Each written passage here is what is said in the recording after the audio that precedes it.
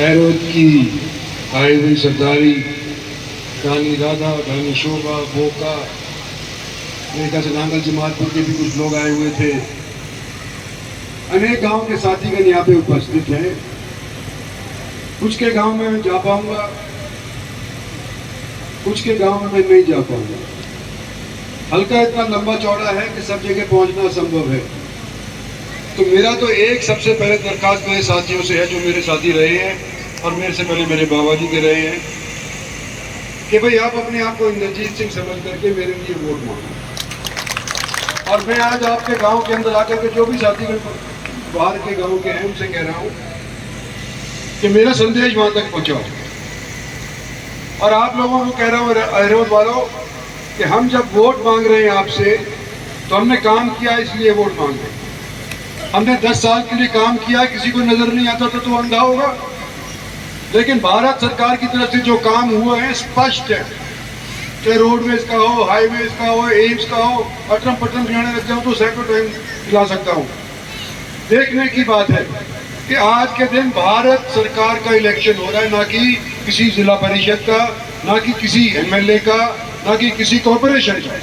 भारत सरकार को निर्माण करने के वास्ते हम आप लोगों का सहयोग मांग रहे हैं, 36 बिरादरी का मांगने लग रहे हैं।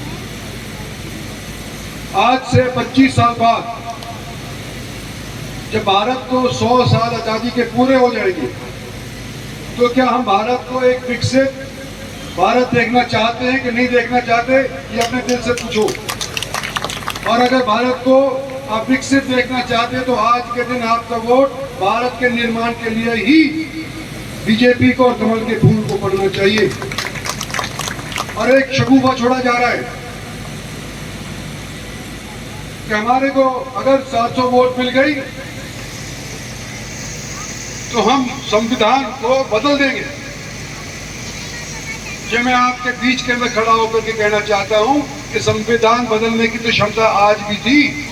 303 सीट थी हमारे पास, सहयोगियों के साथ 350 सीट थी लोकसभा के अंदर। अगर हम करना चाहते तो अभी भी बदल सकते थे।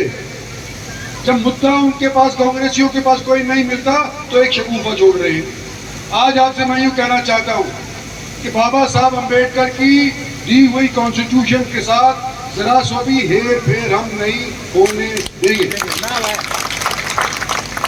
जो कॉन्स्टिट्यूशन के अंदर लिखा है वो ये है कि रिजर्वेशन अगर होगी तो मजहब के नाम के ऊपर नहीं होगी, और हम मजहब के नाम के ऊपर कॉन्स्टिट्यूशन के मुताबिक रिजर्वेशन नहीं होगी। आपके गांव के अंदर और अनेक गांव के अंदर एक अलग बूथ शेड्यूल कास्ट का होता है। मैं आज आपसे यूं कहना चाहता हूं कि शेड्यूल कास्ट का वोट हमारे पक्ष में आए, उसका परिणाम हमारे को 25 तारीख के बाद मिल जाएगा। डॉक्टर साहब यहाँ बैठे हैं, इनकी ड्यूटी लगाई है मैंने कि तुम्हारे अपने बावल हल्के के जितने रिजर्व कैटेगरी के बूथ हैं वहां पर मुझे जीत चाहिए।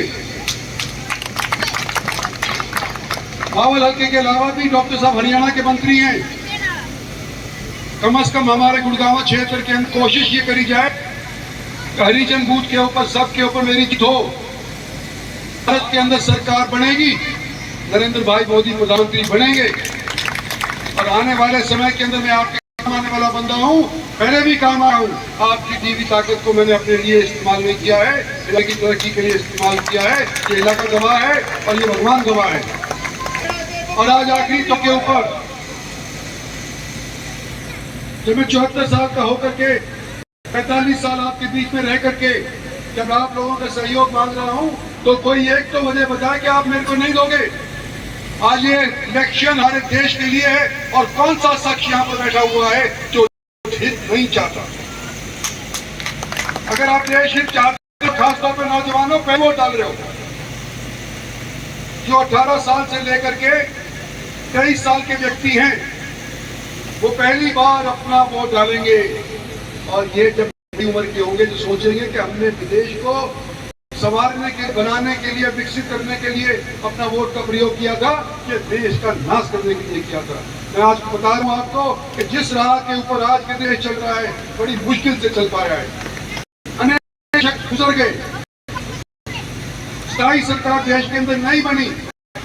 और 14 के अंदर जब भारतीय जनता पार्टी ने एक फैसला ले लिया कि नरेंद्र भाई मोदी को प्रधानमंत्री बनाएंगे, तो पहली बार कई सालों के बाद भारतवर्ष के अंदर एक स्थायी सरकार बनी, मेजोरिटी वाली सरकार बनी। इस मेजोरिटी वाली सरकार ने काम किया है, कम से कम डेवलपमेंट की तो नींव भरती है, और इसके ऊपर इमारत बनाने के लिए 5 साल आपसे और हैं, इसमें कोताही ना हो, ये आपसे अनुरोध है। धन्यवाद और जय हिंद।